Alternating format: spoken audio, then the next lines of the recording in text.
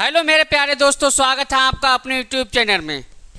मैंने इससे पिछली क्लास में आपको अक्षीय स्थिति में तीव्रता और आर दूरी पर बिंदु आवेश के कारण वैद्युत क्षेत्र की तीव्रता का व्यंजक सिद्ध करा दिया था। आज बात करते हैं वैद्युत द्विध्रुव की निरक्षीय स्थिति में वैद्युत क्षेत्र की तीव्रता का व्यंजक। तो मैं तीव्रता का व्यंजक है वो सिद्ध नहीं करा रहा हूँ, मैं आपको ऐसे ही लिखवा दे रहा हूँ क्योंकि आपके जो पेपर में है वो डेरिवेशन नहीं पूछा जाएगा, सिर्फ फॉर्मूला आपको याद होना चाहिए। वैद्युत द्विध्रुव की अक्षीय स्थिति में तीव्रता, जो मैंने कल आपको प्रूव करके दिखाई थी, ई अक्षीय बराबर 1/4 पाई एप्सिलॉन के इंटू में क्यू अपॉन में आर की पावर 2p अपॉन में r की पावर 3। ये मैंने कल आपको अक्षीय स्थिति में तीव्रता प्रूव कर कर दिखाई थी। आज बात करते हैं वैद्युत क्षेत्र की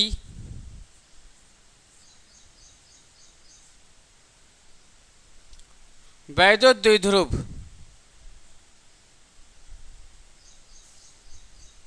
की निरक्षीय स्थिति में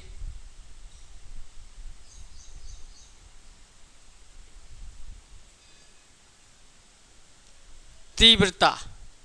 ये मैंने कल आपको प्रूफ करके दिखाया था। मैं ये प्रूफ करके आपको नहीं दिखा रहा हूँ क्योंकि आपके एग्जाम में इसका प्रूफ नहीं आएगा, आपको फॉर्मूले की जानकारी होना चाहिए।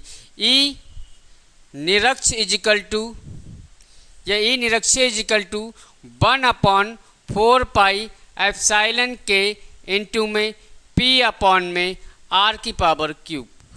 बस इतना फ़र्क है इसमें कि अक्षीय स्थिति में 2p होता है और निरक्षीय स्थिति में क्या होता है, ओनली p होता है। फिर हमसे क्वेश्चन पूछा जाता है यहाँ पर कि अक्षीय स्थिति की तीव्रता, अक्षीय स्थिति की तीव्रता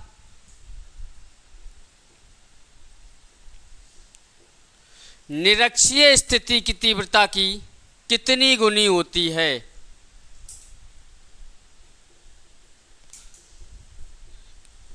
तीव्रता की कितनी गुनी होती है।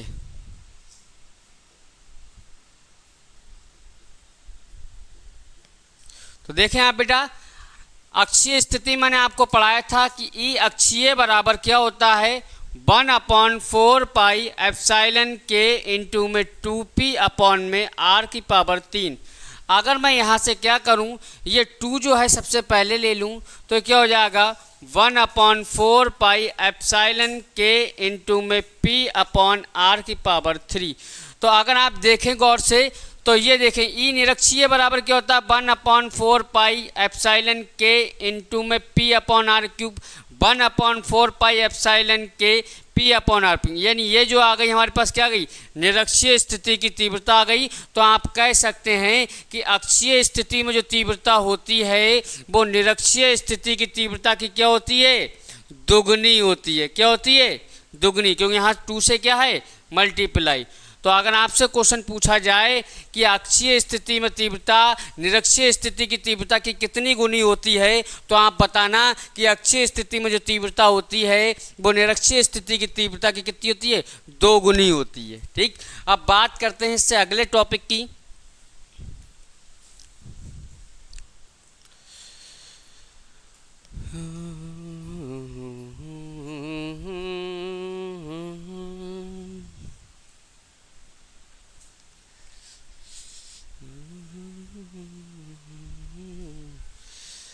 बात करते हैं अगले टॉपिक की, वैद्युत क्षेत्र रेखाएं, या मोस्ट इंपॉर्टेंट टॉपिक है वैद्युत बल रेखाएं क्या होती हैं, या फिर वैद्युत क्षेत्र रेखाएं। वैद्युत क्षेत्र रेखाएं,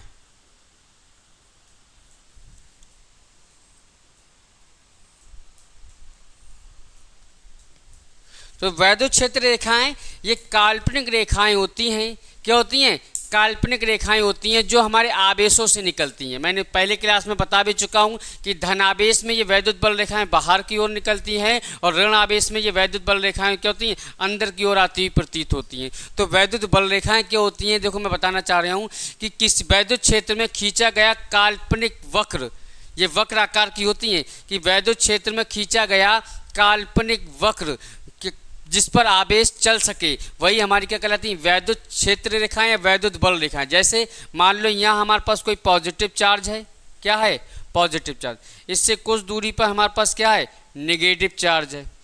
हमने आपको बताया था कि धनावेश से क्या होती हैं, ये वैद्युत बल रेखाएं बाहर की ओर निकलती हैं। कहाँ की ओर निकलती हैं,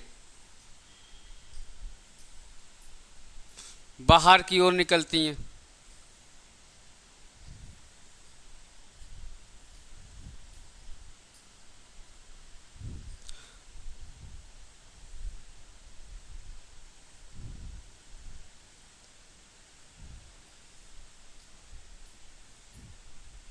और ऋण आवेश में ये बल वैद्युत बल रेखाएं क्या होती हैं, अंदर की ओर आती हुई प्रतीत होती हैं।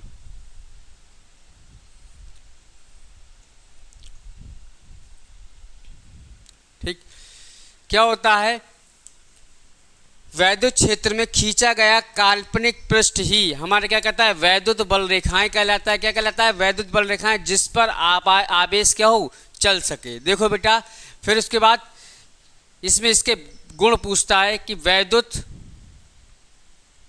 बल रेखाओं के गुण लिखिए। ये बहुत इंपॉर्टेंट है, क्वेश्चन जो बनता है वो यहाँ से बनता है इनकी प्रॉपर्टीज से। तो देखो पहला गुण क्या होता है कि वैद्युत बल रेखाएं जो होती हैं वो धन आवेश से निकलती हैं और ऋण आवेश में क्या होती हैं, एंटर करती हैं। धन आवेश से निकलती हैं, ऋण आवेश में क्या होती हैं, जाती हैं। वैद्युत, पहला गुण, वैद्युत बल रेखाएं धन आवेश से निकलकर ऋण आवेश में जाती हैं। दूसरा पॉइंट हमारे पास क्या मिलेगा कि जहां पर वैद्युत बल रेखाएं सघन होती हैं, सघन का मतलब होता है जहां पर पास पास होती हैं वहां पर वैद्युत क्षेत्र ज़्यादा होता है, जहां पर वैद्युत बल रेखाएं दूर दूर होती हैं वहां पर वैद्युत क्षेत्र क्या होता है, वीक होता है। तो हम कह सकते हैं देखो यहाँ पर वैद्युत बल रेखाओं की जो दूरी है वो क्या है, कम है, यानी कि यहाँ पर जो वैद्युत क्षेत्र होगा ई वो क्या होगा, स्ट्रांग होगा। यहाँ पर वैद्युत बल रेखाओं की दूरी क्या है, ज़्यादा है, तो यहाँ पर वैद्युत क्षेत्र क्या होगा, वीक होगा। तो हम कह सकते हैं जहाँ पर वैद्युत बल रेखाएं सघन होती हैं, सघन का मतलब पास पास होती हैं, वहाँ वैद्युत क्षेत्र प्रबल होता है।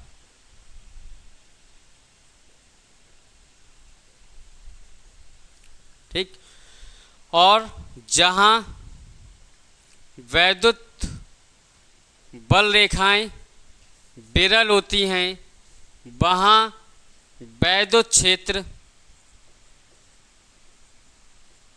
दुर्बल होता है। दूसरा पॉइंट क्या है, जहां पर वैद्युत बल रेखाएं पास पास होती हैं वहां पर वैद्युत क्षेत्र हमारा स्ट्रांग होता है, जहां पर वैद्युत बल रेखाएं दूर दूर होती हैं वहां पर वैद्युत क्षेत्र हमारा क्या होता है, वीक होता है। बात करते हैं तीसरे पॉइंट की। वैद्युत बल रेखाओं पर वैद्युत बल रेखाओं के किसी बिंदु पर खींची गई स्पर्श रेखा, देखो बेटा किसी बिंदु पर खींची गई स्पर्श रेखा वैद्युत बल रेखाओं की क्या बताती है, दिशा बताती है। क्या बताती है, दिशा। क्या आया कि वैद्युत क्षेत्र में वैद्युत बल रेखाओं के किसी बिंदु पर खींची गई स्पर्श रेखा वैद्युत क्षेत्र की क्या बताती है, दिशा बताती है। ठीक, वैद्युत बल रेखाओं के किसी बिंदु पर खींची गई स्पर्श रेखा वैद्युत क्षेत्र की दिशा बताती है। ठीक, वैद्युत बल रेखाओं के किसी बिंदु पर खींची गई स्पर्श रेखा वैद्युत क्षेत्र की दिशा बताती है। चौथा पॉइंट, ये वैद्युत बल रेखाएं एक दूसरे को कभी नहीं काटती हैं। वैद्युत बल रेखाएं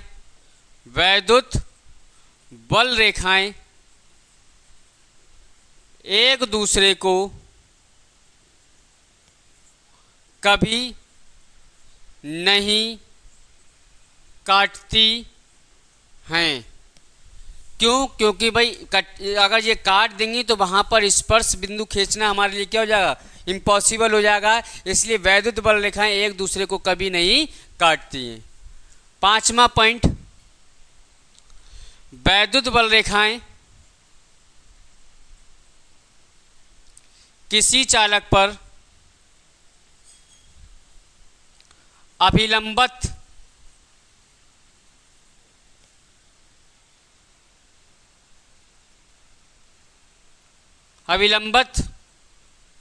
आपतित होती हैं।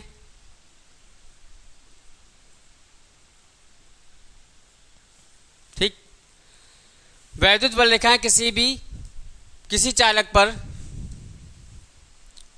अभिलंबत आपतित होती हैं और किसी चालक के अंदर वैद्युत बल रेखाएं कभी एंटर नहीं करती हैं। किसी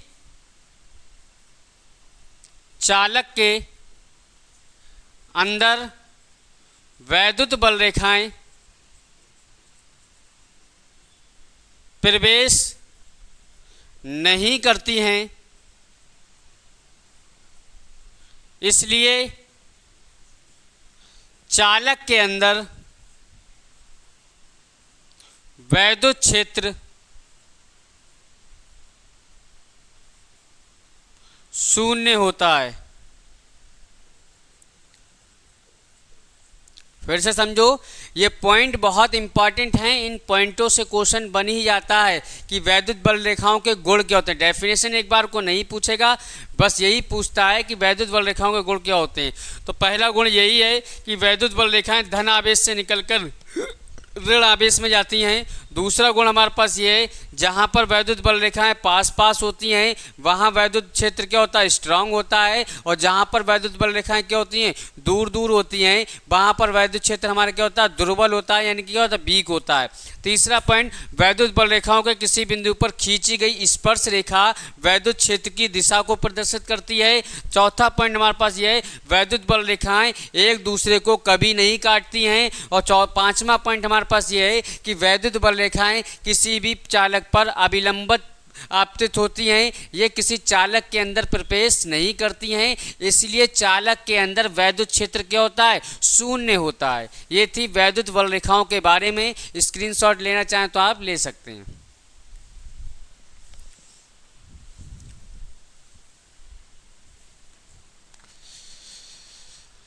पुलिस कांस्टेबल की तो आप तैयारी कर ही रहे हैं, तो यूपी पुलिस कांस्टेबल की तैयारी को और बेहतर आप कैसे कर सकते हैं? तो आपके पास ये बुक आती है एक चक्षु पब्लिकेशन प्रकाशन की, जो आपकी एकदम यूपी पुलिस कांस्टेबल के सिलेबस पर ही आधारित है। तो इस बुक को मैं आपको दिखाता हूं, देख लीजिए। ये आपकी क्या है? एक स्टडी गाइड है। ठीक है, ये आपकी क्या है? स्टडी गाइड है। कहने का मतलब है आपको इसमें हर एक सब्जेक्ट जो भी आपका यूपी पुलिस कांस्टेबल में पूछा जाएगा, जैसे सामान्य ज्ञान, सामान्य हिंदी और आपकी रीजनिंग है, आपकी मैथमेटिक्स है, करंट अफेयर है और उत्तर प्रदेश पुलिस विभाग की सामान्य जानकारी, जो कि बहुत इंपॉर्टेंट आपकी हो जाती है इस एग्जाम के लिए, वो सभी कुछ आपको इस स्टडी गाइड में देखने को मिलेगा। और दोस्तों, इसमें आपको 5 सॉल्व पेपर भी मिलेंगे और 3000 प्लस आपको बहुविकल्पीय प्रश्न मिलेंगे, जो बहुत ही तैयारी आपकी जो है एक तैयारी में इम्प्रूवमेंट लेकर आएगी। तो कुछ मैं आपको दिखा देना चाहता हूँ। सबसे पहले आपको इसमें दिखेगा विषय सूची या फिर सिलेबस दिखेगा, सामान्य हिंदी आपको दिखेगी, आपको जो है रीजनिंग दिखेगी। ठीक है, इस प्रकार से ये बुक आपको देखने को मिलेगी, जो कि आपकी क्या है? एक स्टडी गाइड है। ठीक है, तो आप इस बुक को जो है परचेज कर सकते हैं। अच्छा, इस बुक से आपने मान लीजिए कोई टॉपिक किया, कोई चैप्टर आपने इस बुक से कंप्लीट किया, उसके बाद में हमें क्या करना है, उसके बाद में हमें करना है प्रैक्टिस सेट। तो प्रैक्टिस सेट कहाँ से करें, चलिए दिखाता हूँ। तो यही चक्षु पब्लिकेशन की आपकी प्रैक्टिस सेट भी आपको देखने को मिलेंगे कांस्टेबल के। ठीक है, इसमें 8 जो है सॉल्व पेपर मिलेंगे और आपको 10 प्रैक्टिस सेट मिलेंगे। इसका भी लिंक दोस्तों हमने डिस्क्रिप्शन में दिया है, तो आप इन दोनों बुक को जो है परचेस कर सकते हैं और भी बेहतर तैयारी के लिए। चक्षु पब्लिकेशन बहुत ही अच्छा जो है आपका पब्लिकेशन है और बहुत अच्छा दोस्तों इन्होंने नाम कर लिया है कुछ ही टाइम में। तो आप इस बुक को परचेस कर सकते हैं, नीचे डिस्क्रिप्शन में मैंने दोनों बुक्स के लिंक दे रखे हैं। का क्वांटीकरण या फिर इसको और भी कह सकते हैं आवेश की गणना करने का सूत्र। आवेश की गणना करने का सूत्र।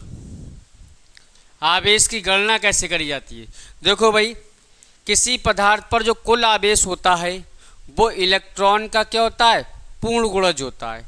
मान लो कि अगर एक वस्तु से दूसरी वस्तु पर आवेश का स्थानांतरण होता है, मैं क्या कह रहा हूँ कि भाई देखो, आवेशन करने की मैंने विधियाँ बताई थी। या तो क्या करो, किसी को रगड़ने के बाद घर्षण द्वारा, प्रेरण द्वारा, इंडक्शन मैंने मेथड बताए थे आपको।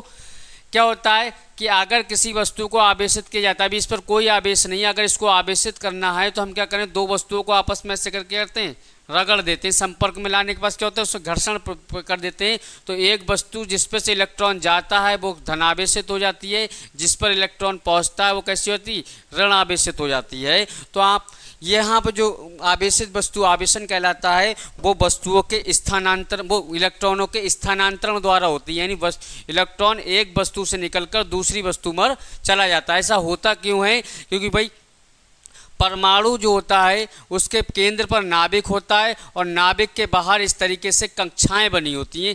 इन कक्षाओं में क्या होते हैं, इलेक्ट्रॉन चक्कर लगाते होते हैं। क्या लगाते होते हैं, इलेक्ट्रॉन चक्कर लगाते होते हैं।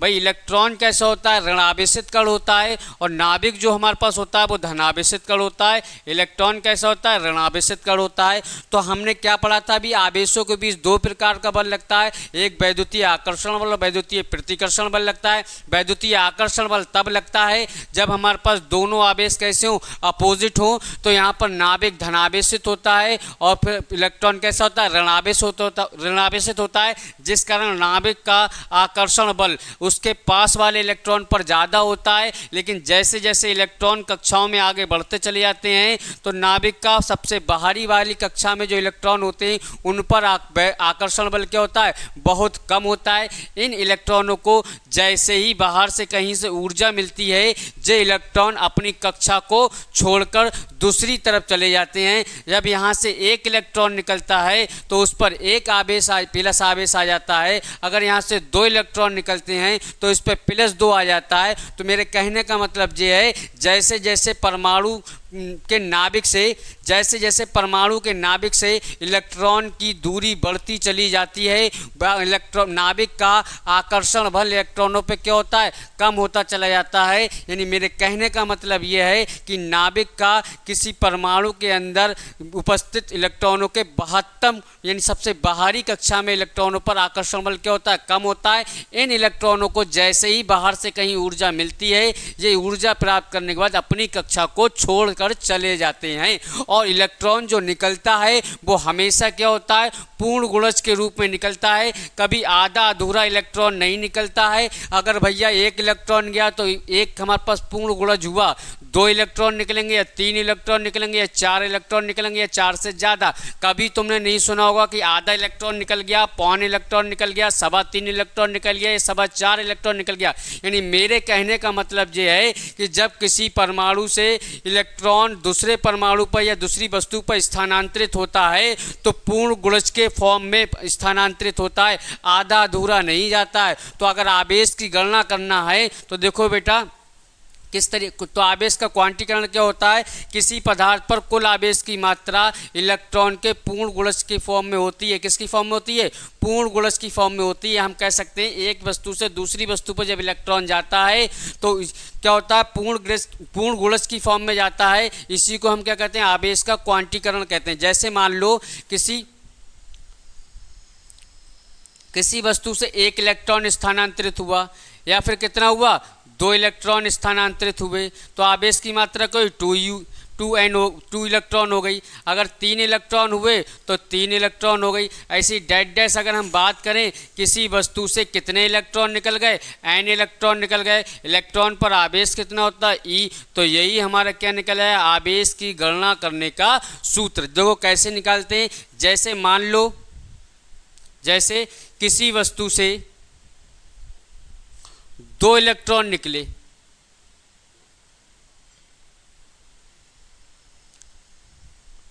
तो आवेश की मात्रा क्या होगी, आवेश की मात्रा क्या होगी।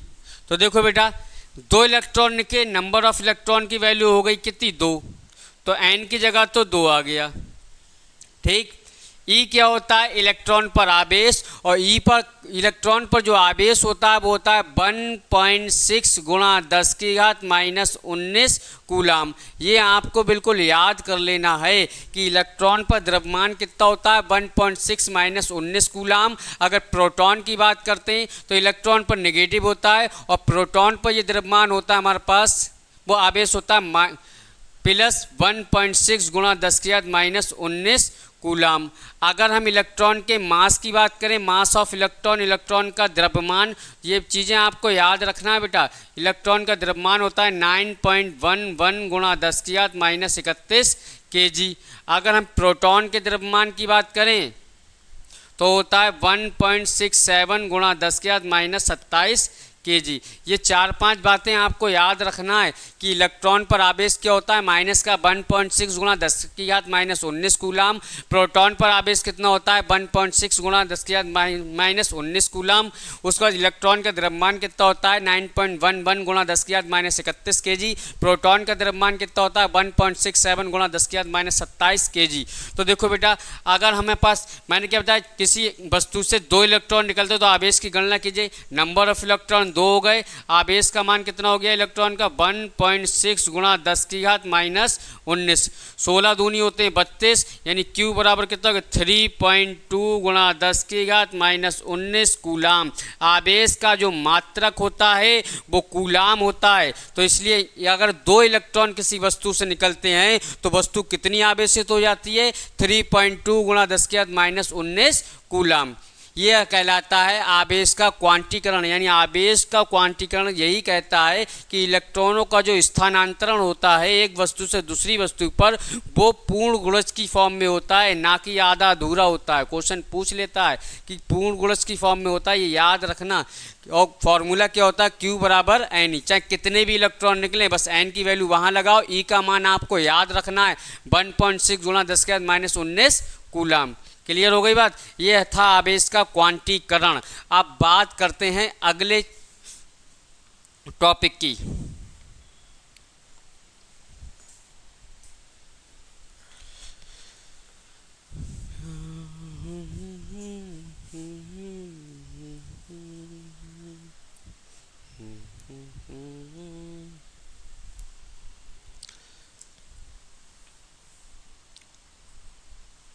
वैद्युत फ्लक्स, इलेक्ट्रिक फ्लक्स। वैद्युत फ्लक्स क्या होता है, अगर वैद्युत क्षेत्र में कोई हम क्या रख दें, पृष्ठ रख दें, क्या रख दें, पृष्ठ, कोई सरफेस रख दें। जैसे सपोज दैट ये हमने कोई वैद्युत क्षेत्र में सरफेस रख दी, क्या रख दी,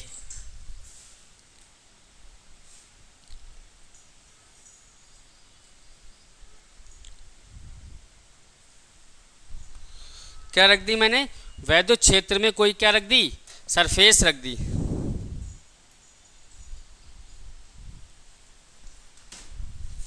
अब जब वैद्युत क्षेत्र में सरफेस रखूँगा, कोई पृष्ठ को रखूँगा, तो जाहिर सी बात है इससे क्या गुजरेंगी, वैद्युत बल रेखाएं गुजरेंगी। क्या गुजरेंगी, वैद्युत बल रेखाएं गुजरेंगी। भाई वैद्युत क्षेत्र तो वहीं पर होगा जहाँ पर क्या होंगी, वैद्युत बल रेखाएं होंगी। ये क्या निकल रही हैं, वैद्युत बल रेखाएं, इन्हीं को कहते हैं वैद्युत क्षेत्र। ये वैद्युत बल रेखाएं जितना एरिया घेरती हैं वही वैद्युत क्षेत्र कहलाता है। अगर प्लस चार्ज होगा तो कहाँ की ओर निकलेंगी, बाहर की ओर निकलेंगी। कहाँ की ओर निकलेंगी, बाहर की ओर। तो अगर हम डेफिनेशन की बात करें, भाई देखो ये सरफेस है और सरफेस का एक होता है एरिया वेक्टर। तो एरिया वेक्टर को कैसे डिनोट करते हैं कि देखो बेटा, देखो ये हमारे पास हाथ की हथेली है, इसकी ये सरफेस, तो एरिया वेक्टर हमेशा सरफेस से क्या होता है, 90 डिग्री के एंगल पे। ये भी क्वेश्चन पूछ लेता है कि किसी भी पृष्ठ का जो एक क्षेत्रफल सदिश होता है, जैसे एरिया वेक्टर कहते हैं, वो कहाँ की ओर होता है, हमेशा सरफेस से 90 डिग्री होता है। अगर मेरी हथेली इस तरफ होगी तो एरिया वेक्टर कहाँ की होगा, मार्कर की तरह ऊपर की ओर होगा। अगर मेरी हथेली इस तरफ होगी तो एरिया वेक्टर कहाँ की ओर होगा, आपकी तरफ होगा। अगर मेरी हथेली इस तरफ होगी तो मेरा एरिया वेक्टर कहाँ की ओर होगा, नीचे की ओर। अगर मेरी हथेली इस तरफ होगी तो एरिया वेक्टर कहाँ की ओर होगा, वहाँ। यानी हमेशा एरिया वेक्टर यानी क्षेत्रफल सदिश सरफेस से 90 डिग्री के एंगल पर होता है। ये क्वेश्चन पूछ लिया जाता है कि क्षेत्रफल सदिश का एरिया वेक्टर कैसा होता है। तो याद रखना, क्षेत्रफल सदिश का जो एरिया वेक्टर होता है वो हमेशा सरफेस से, हमेशा पृष्ठ से 90 डिग्री के एंगल पर होता है। तो अगर वैद्युत बल फ्लक्स की डेफिनेशन दी जाए तो आप डेफिनेशन ये दे सकते हैं, वैद्युत क्षेत्र में किसी पृष्ठ को रखने पर वैद्युत क्षेत्र में किसी पृष्ठ को रखने पर उस पृष्ठ से निकलने वाली वैद्युत बल रेखाओं की संख्याओं को हम क्या कहते हैं, वैद्युत फ्लक्स कहते हैं। इसे फाई ई से प्रदर्शित करते हैं।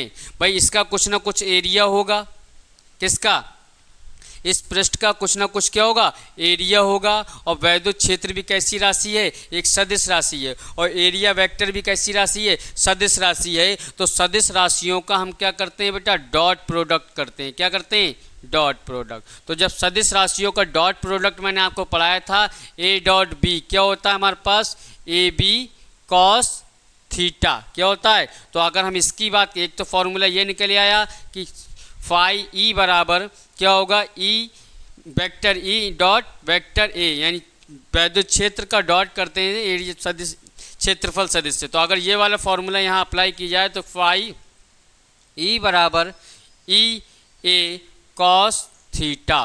थीटा जो होता है वो, थीटा जो है वो वैद्युत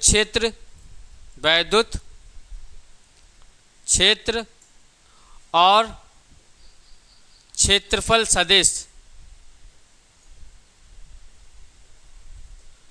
के बीच बना कोण होता है। ठीक, तो देखो बेटा, थीटा जो है वो क्षेत्रफल सदिश यानी ई और ए के बीच बना कोण होता है। तो वैद्युत फ्लक्स का फॉर्मूला हमारे पास दो निकल के आए, फाई ई बराबर ई डॉट ए या फिर फाई ई बराबर ई ए कॉस थीटा। डेफिनेशन आप कैसे दे सकते हैं कि वैद्युत क्षेत्र में किसी पृष्ठ को रखने पर पृष्ठ से निकलने वाली वैद्युत बल रेखाओं की संख्या को ही हम क्या कहते हैं, वैद्युत फ्लक्स कहते हैं। अब माना किसी पृष्ठ से गुजरने वाली वैद्युत क्षेत्र ई तथा पृष्ठ का क्षेत्रफल ए हो तो फाई ई बराबर क्या होता है, E dot A. E dot A का फॉर्मूला खोलेंगे तो ए बी कॉस थीटा होता है, यहाँ पे क्या हो जाएगा, ई ए कॉस थीटा। ई क्या होता है, यहाँ पर परिमाण होता है, और ए क्या होता है, क्षेत्रफल का परिमाण होता है। और थीटा जो है वो ई व ए के बीच बना कोण होता है। कभी कभी तुमसे पूछ लेता है कि वैद्युत फ्लक्स अधिकतम के लिए थीटा का मान कितना होगा। तो देखो बेटा, कॉस में ठीक, अगर थीटा की वैल्यू 0 डिग्री हो तब हमें मिलता है अधिकतम। क्या मिलता है, क्योंकि कॉस 0 का मान होता है 1। अगर हम मान कहते हैं कॉस थीटा, क्योंकि यहाँ पे थीटा के ऊपर डिपेंड करता है। देखो थीटा की वैल्यू अगर 0 डिग्री, कितनी डिग्री है, 0 डिग्री। तो cos 0 का जो मान होता है वो कितना होता है 1। अगर मान लो हमारे पास थीटा की वैल्यू 90 डिग्री आ जाती है तो भाई तो देखना कि cos 90 का मान कितना होता है 0। तो हम कह सकते हैं कि अगर हमें अधिकतम फ्लक्स चाहिए तब हमारे पास क्या होना चाहिए, थीटा की वैल्यू 0 डिग्री होना चाहिए। अगर मिनिमम फ्लक्स चाहिए तो थीटा की वैल्यू कितनी होनी चाहिए, 90 डिग्री होना चाहिए। तो कभी कभी क्वेश्चन ये पुटअप कर लेता है कि अधिकतम फ्लक्स के लिए, अधिकतम वैद्युत फ्लक्स के लिए एंगल क्या होना चाहिए। तो अधिकतम वैद्युत फ्लक्स के लिए थीटा का मान कितना होना चाहिए 0 डिग्री, क्योंकि cos 0 का मान 1 डिग्री होता है, वो 1 होता है। क्या होता है, cos 0 का मान 1 डिग्री होता है। अगर थीटा की वैल्यू 90 हो गई, क्योंकि ठीक cos का मान जो होता है वो +1 से -1 के बीच में ही लाई करता है। अगर थीटा की वैल्यू 90 हो गई तो cos 0 90 का मान 0 होता है। तो मिनिमम फ्लक्स के लिए यहाँ लिख लेना मैक्सिमम फाई के लिए थीटा की वैल्यू कितनी होनी चाहिए 0 डिग्री, और मिनिमम फ्लक्स के लिए थीटा की वैल्यू कितनी होनी चाहिए 90 डिग्री। याद रखना मैक्सिमम में फॉर्मूला हमारे पास क्या बन जाता है, phi E = EA cos 0 degree, यानी फाई = EA। ये हमारे पास आता है मैक्सिमम। मैक्सिमम के लिए फॉर्मूला क्या लगाते हैं, फाई मैक्स = EA, क्योंकि यहाँ पर ई के और ए के बीच बना कोण कितना है 0 डिग्री। और जब भी हमारा 0 डिग्री कोण होगा तब हमें फ्लक्स क्या मिलेगा, मैक्सिमम मिलेगा। कभी कभी पूछ लेता है कि वैद्युत फ्लक्स किन किन बातों पर निर्भर करता है। तो वैद्युत फ्लक्स 3 बातों पर निर्भर करता है। पहली बात क्या है, देखो वैद्युत फ्लक्स का जो फॉर्मूला हमने पढ़ा था phi E = EA cos theta. तो देखो बेटा पहली बात यह है कि वैद्युत फ्लक्स जो होता है वो वैद्युत क्षेत्र के क्या होता है, समानुपाती या अनुक्रमानुपाती होता है। वैद्युत फ्लक्स जो होता है, वैद्युत फ्लक्स जो होता है वो वैद्युत क्षेत्र के क्या होता है, समानुपाती होता है। जब जब वैद्युत क्षेत्र बढ़ेगा, देखो बेटा अगर मान लो कि ये वैद्युत क्षेत्र बल रेखाएं बढ़ जाएंगी तो जाहिर सी बात वैद्युत क्षेत्र भी क्या हो जाएगा, स्ट्रांग हो जाएगा। मैंने आपको बताया था कि जहाँ पर वैद्युत बल रेखाएं पास पास होती हैं वहाँ वैद्युत क्षेत्र ज़्यादा स्ट्रांग होता है, जहाँ पर वैद्युत बल रेखाएं दूर दूर होती हैं वहाँ वैद्युत क्षेत्र क्या होता है, वीक होता है। अगर वैद्युत बल रेखाओं की संख्या बढ़ जाएगी तो जाहिर सी बात है हमारा वैद्युत क्षेत्र का मान भी बढ़ जाएगा, और जब वैद्युत क्षेत्र का मान बढ़ जाएगा तो वैद्युत फ्लक्स का मान भी बढ़ जाएगा। अब दूसरा पॉइंट हमारे पास ये आता है कि वैद्युत फ्लक्स जो होता है वो सरफेस एरिया के समानुपाती होता है। देखो बेटा अगर हम एरिया इतना छोटा सा लेते हैं तो इसमें से मान कितनी वैद्युत क्षेत्र रेखा निकल जाएंगे, 2। अगर हम एरिया बड़ा ले लेते हैं तो इसमें से देखो बेटा वैद्युत बल रेखाएं क्या होंगी, ज़्यादा से ज़्यादा निकल जाएंगी। जब यहाँ पर वैद्युत बल रेखाएं कम निकल रही तो यहाँ पर वैद्युत क्षेत्र कम होगा, यहाँ पर वैद्युत बल रेखाएं ज़्यादा क्रॉस कर रही। तो वैद्युत फ्लक्स की मैंने आपको डेफिनेशन बताई है कि वैद्युत क्षेत्र में किसी पृष्ठ को रखने पर पृष्ठ से निकलने वाली वैद्युत बल रेखाओं की संख्या को ही हम क्या कहते हैं, वैद्युत फ्लक्स कहते हैं। यहाँ पर देखो अगर हम छोटा एरिया लेते हैं तो वैद्युत बल रेखाएं सिर्फ 2 निकल रही हैं, जब एरिया ज़्यादा ले लेते हैं तो वैद्युत बल रेखाएं ज़्यादा निकलती हैं। इसका मतलब जब हमारे पास एरिया छोटा होता है तो वैद्युत फ्लक्स कम होता है, जब एरिया बड़ा होता है तो वैद्युत क्षेत्र रेखाएं ज़्यादा पास होती हैं, जिसके कारण वैद्युत क्षेत्र का मान भी क्या होता है, वैद्युत फ्लक्स का मान भी क्या होता है, बढ़ जाता है। तीसरी बात फाई ई, वैद्युत फ्लक्स डिपेंड करता है किस पे, थीटा पर। देखो ये तो बात मैं आपको बता ही चुका हूँ कि जब 0 डिग्री होता है तब हमारे पास cos 0 का मान 1 होता है, तब हमें मिलता है मैक्सिमम। अगर थीटा का मान 90 डिग्री कर देते हैं तब हमें क्या मिलता है, मिनिमम मिलता है। क्या मिलता है, मिनिमम, क्योंकि cos 90 का मान कितना होता है, 0 डिग्री होता है। cos में जैसे जैसे एंगल बढ़ता चला जाता है उसका मान क्या होता चला जाता है, कम होता चला जाता है। तो हम कह सकते हैं कि जो वैद्युत फ्लक्स होता है वो ई और ए यानी वैद्युत क्षेत्र और क्षेत्रफल सदिश के बीच बने एंगल पर भी डिपेंड करता है। क्लियर हो गई बात, कोई डाउट तो नहीं। अब इसके बाद आगे बात करते हैं गॉस की प्रमेय की। किसकी बात करते हैं, गॉस की प्रमेय की। भाई ये जो था ये किसी पृष्ठ के लिए था, ये भी वैद्युत फ्लक्स था, लेकिन गॉस ने भी वैद्युत फ्लक्स के बारे में ही बताया था। गॉस ने भी क्या बताया था? वैद्युत फ्लक्स के बारे में बताया था, लेकिन गॉस ने जो बताया था किसी बंद पृष्ठ के कारण बताया था। क्या बताया था? बंद पृष्ठ के कारण। देखो भाई, गॉस की प्रमेय का कथन, गॉस ने क्या स्टेटमेंट दिया, बात करते हैं इसकी। तो गॉस ने क्या बताया था? किसी बंद पृष्ठ, कोई बंद पृष्ठ ले लेते हैं हम, या हमने गोलीय बंद पृष्ठ ले लिया। अगर यहाँ पर हम क्या लेते हैं, प्लस क्यू आवेश रख देते हैं, तो आपको हमने बताया था जब धनावेश होता है तो इससे वैद्युत बल रेखाएं कहाँ की ओर निकलती हैं? बाहर की ओर। कहाँ की ओर निकलती हैं? बाहर की ओर। कहाँ की ओर निकलेंगी? बाहर की ओर।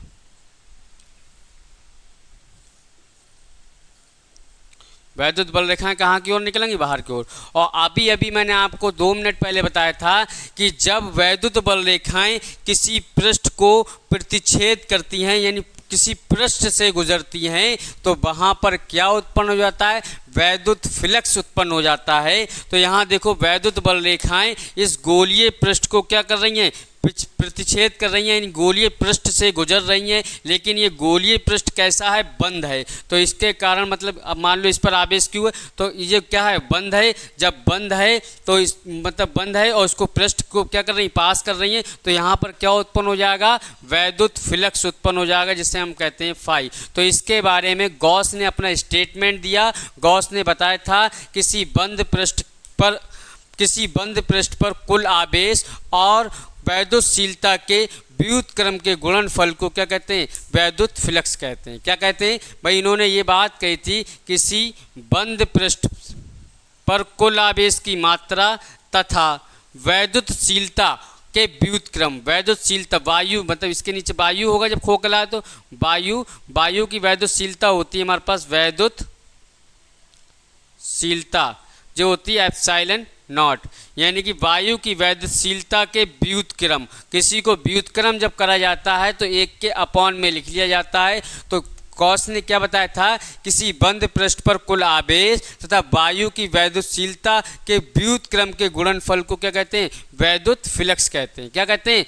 वैद्युत फ्लक्स कहते हैं। यानी phi E equal to Q upon में एप्सिलॉन नॉट।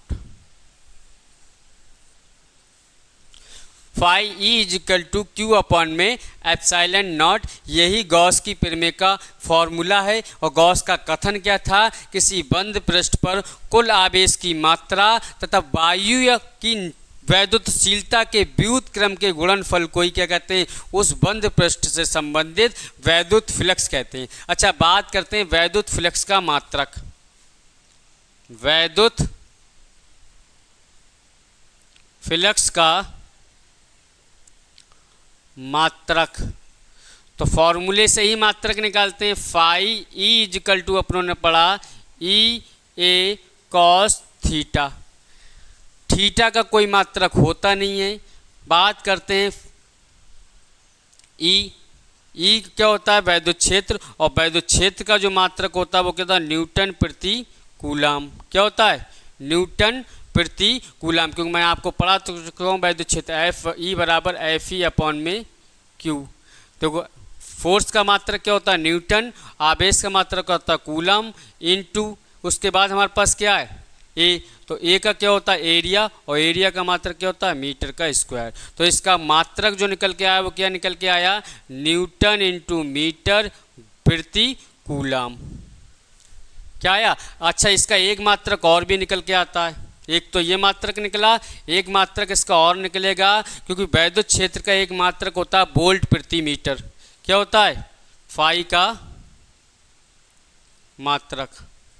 देखो, वैद्युत क्षेत्र का एक मात्रक होता है वोल्ट प्रति मीटर इनटू ये क्या है? क्षेत्रफल। और क्षेत्रफल का मात्रक होता है वो क्या होता है? मीटर का स्क्वायर। 1 मीटर से 1 मीटर खत्म, यानी क्या बचा हमारे पास? वोल्ट इनटू में मीटर। तो ये हमारे पास दो मात्रक निकल के आए इसके।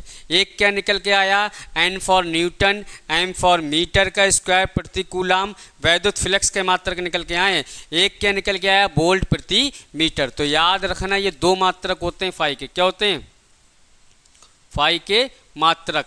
पहला मात्रक हमारे पास क्या है, न्यूटन इंटू मीटर स्क्वायर प्रति में कूलाम। दूसरा मात्रक हमारे पास क्या है, वोल्ट इंटू में मीटर। एक नंबर में पूछता है कि वैद्युत फ्लक्स का मात्रक निम्न में से कौन सा है, तो पहला मात्रक न्यूटन इंटू मीटर स्क्वायर प्रति कूलाम या फिर वोल्ट इंटू में मीटर। अब बात करते हैं इसके विमीय सूत्र की। तो विमीय सूत्र आपको निकालकर कमेंट बॉक्स में बताना है इसका। फाई ई का विमीय सूत्र पढ़ा चुका हूँ मैं पूरा क्लास विमीय सूत्र के ऊपर।